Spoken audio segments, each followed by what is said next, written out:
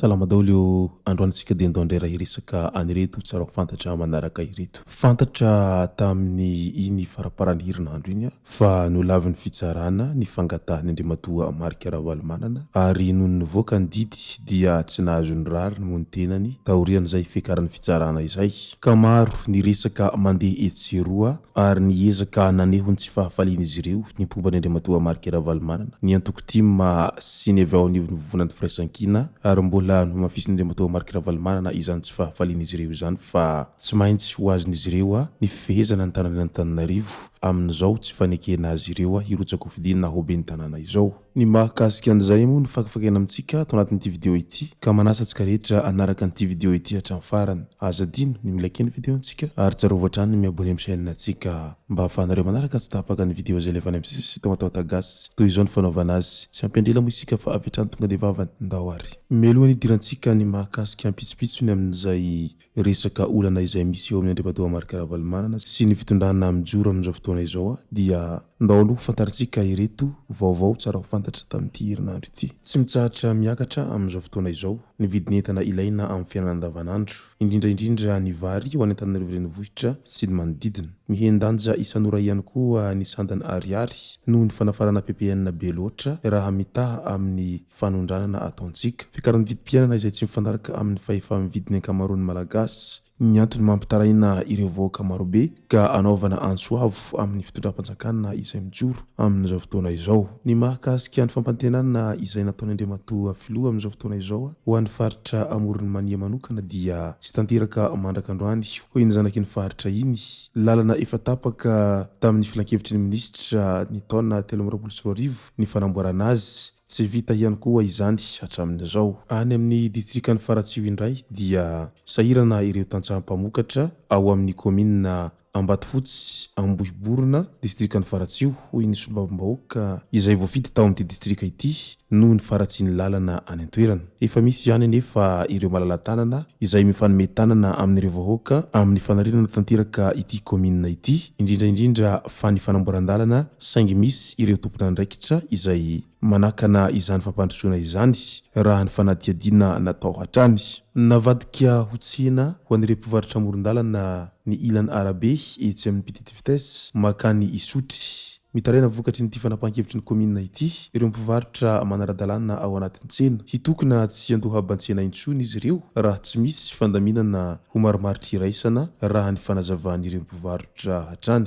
Eo amin'ny resaka fifidianana kominaly indray dia komina sivy amin'ireo 620 izay mandrafitra ny distrikan'ny Mananara avaratra faritra Ambatotsoa no ahitana ireo kandida ben'ny tanàna avy amin'ny antoko malagasy miara-miainga amin'ny fifidianana 1 Desambra ho avy izao. Efa tafapetraka avokoa ny taratasy izay foritsaniko fidin'ny sivy mirahalahy ireo amin'izao fotoana izao. Eo amin'ny resaka kianjan'ny Barea indray dia amin'ny faran'ny herinandro izao no tokony hafafy ireo masomboly azona bozaka eo amin'ny kianjan'ny Barea Mahamasina. Hanamafisana ny tany haniriny ireo bozaka hanome endrika vaovao ho an'ny kianja io. Ireo bozaka natsatoka tamin'ny herinandro araky ny fanazavan'ny sekretera-panjakana izay miadidy ny tanàna vaovao sy ny toeram-ponenana vaovao hatrany.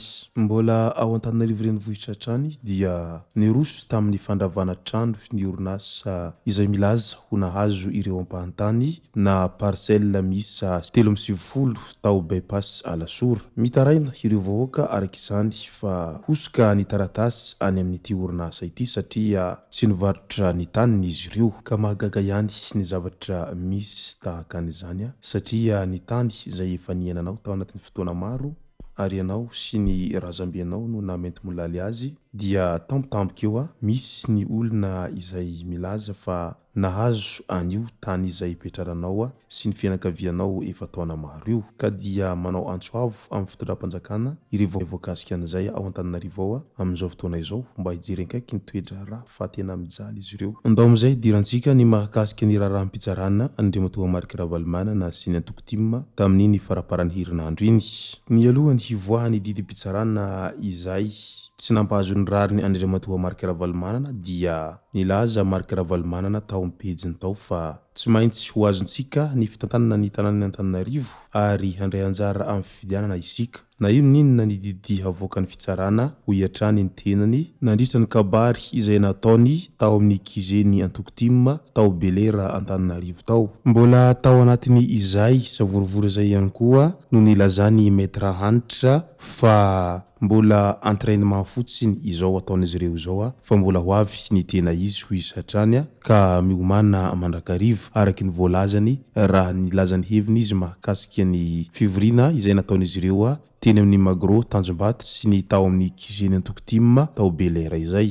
Nanaitra ny maro raha vantany vao nahita sy naheno ilay didy izay navoaka ny fitsarana mahakasika ny raharaha Marc Ravalomanana sy ny firitsanko fidiana ben'ny tanàna ny Antananarivo renivohitra ao. Efa tamin'ny 900 latsaka fefany hariva no nivoaka ny didy ka tsy nahazo ny rariny teny amin'ny fitsarana izay miadidy amin'ny ady amin'ny fanjakana i Andriamatoa Marc Ravalomanana. Nolavin'ny fitsarana araka izany ny fanipahana ny fanapahan-kevitry ny seny mikasika ny dossier Marc Ravalomanana amin'izao firitsanko fidiana ben'ny tanàna Antananarivo renivohitra izao. Araka izany dia diso tanteraka ara ny kajikajy ara-politika izay nokasain'ny Andriamatoa Marc Ravalomanana sy ireo rehetra am-pombazy manoloana an'izao firitsanko fidiana ben'ny tanàna izao raha tsy misy ny fiovana amin'ny ora farany. Ka ny fanontaniana mipetraka eny andrivon'ny fiarahamonina amin'izao hankatoko ny tsy fahafahan'ny Andriamatoa Marc Ravalomanana mirotsaka amin'izay nofinofiny mba ho ben'ny tanàna Antananarivo izay dia ny hoe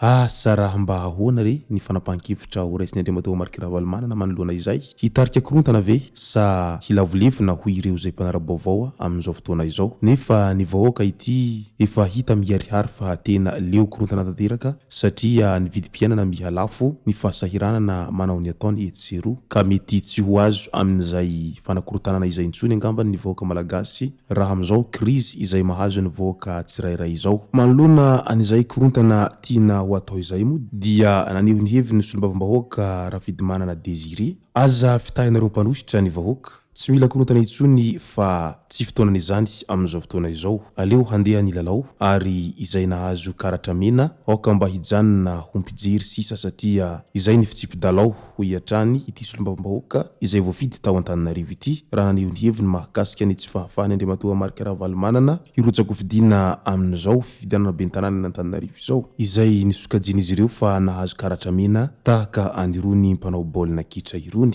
Izay sy zay moa no masaka azona roso tao anatin'ity video ity tompoko lasy tompoko vavy misaotratsika rehetra nanaraka an'ity video ity hatramin'ny farany. Azadino ny milaiky ny video antsika ary tsarovatra hatrany miabony amin'ny chaîne antsika mba ahafahanareo manaraka tsy tapaka ny video izay lefa any amin'ny sisy tao atagasy. Tompoko lasy tompoko vavy mankasitraka dia mirary soa.